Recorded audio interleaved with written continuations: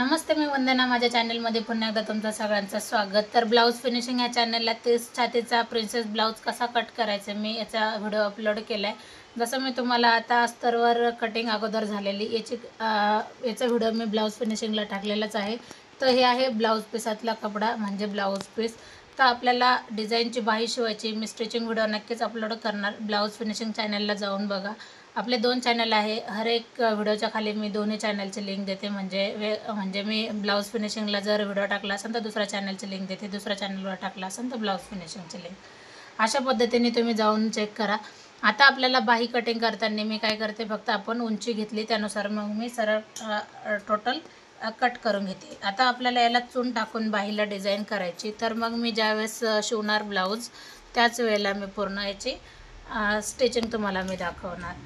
आता आपल्याला बाही कशी शिवायची मी तुम्हाला थोडक्यात दाखवते, म्हणजे तुमच्या लक्षात येईल का ज्या वेळेस आपण याला चून टाकायची ही पूर्ण आपल्याला चून अशी थोडी थोडी करून पूर्ण बाहीला जो दंडावर घेर येतो त्याच्यावर आपल्याला चून टाकायची. याच्यासाठी मग मी पूर्ण अखंड बाही आहे अशीच ठेवली. आता हे झालं आपलं बाही कटिंग सिंपल पद्धतीने. अगदी 2 मिनटामध्ये आपण ब्लाऊज कटिंग करणार आहोत. तर हा ब्लाऊज पीस हे आपला पाठीमागचा भाग जो मी अस्तरवर कटिंग केला आहे. तर मी कटिंग करताना तुम्हाला सांगितलेलं का मी हे अर्धा इंच कशासाठी ठेवलं आहे. जे नवीन आहेत त्यांनी अगोदर जाऊन बघा, किंवा ज्यांनी पाहिलं नाही याचा कटिंग व्हिडिओ तर त्यांनी अगोदर जाऊन बघा, म्हणजे लक्षात येईल का आपण कशा पद्धतीने कटिंग करतोय. आणि हर एक व्हिडिओमध्ये समजा अशीच मी कटिंग सांगते. तुमचे डाऊट असतील तर कमेंट करा, ते कमेंटनुसार आपण डाऊट क्लिअर करू. हा झाला आपला पाठीमागचा भाग रेडी. आणि किती का पण ब्लाऊज असू द्या, अजिबात कंटाळा येऊन जात नाही कामाचा. कमी वेळामध्ये ब्लाऊज कटिंग करायला शिका. मी सगळं काम माझं कस्टमरच्याच कामावर दाखवते. मी तुम्हाला हमेशा सांगितले का हर एक काम मी कस्टमरच्या कामावर दाखवते. आणि तुम्हाला झाल्याच्या नंतर पण ब्लाऊज फिनिशिंग कशी आली ते पण दाखवते.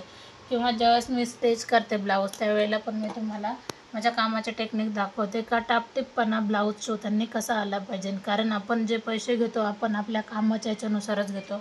आपल्या ब्लाऊजला जर कटिंगमध्ये फिनिशिंग आहे, ब्लाऊज स्टिचिंगमध्ये फिनिशिंग आहे, तर आपण जे आपले रेट आहेत ते आपण दुसऱ्यांच्या याच्यावर नाही तर आपण आपल्या याच्यावर ठेवू शकतो, म्हणजे आपण बऱ्यापैकी कमवू शकतो. तर त्याच्यासाठी आपण काम व्यवस्थित कसं करायचं तर याच्यासाठी व्हिडिओ पूर्णच बघा, म्हणजे तुमच्या लक्षात येऊन जाईल का आपण फिनिशिंगसोबत काम कसं करायचं आहे. तर अशा पद्धतीने कमी वेळामध्ये ब्लाऊज कटिंग झाली. व्हिडिओ आवडले तर लाईक शेअर सबस्क्राईब करायला विसरू नका. तर पुन्हा भेटू आपण नवीन आणि चांगल्या व्हिडिओमध्ये. तोपर्यंत नमस्ते.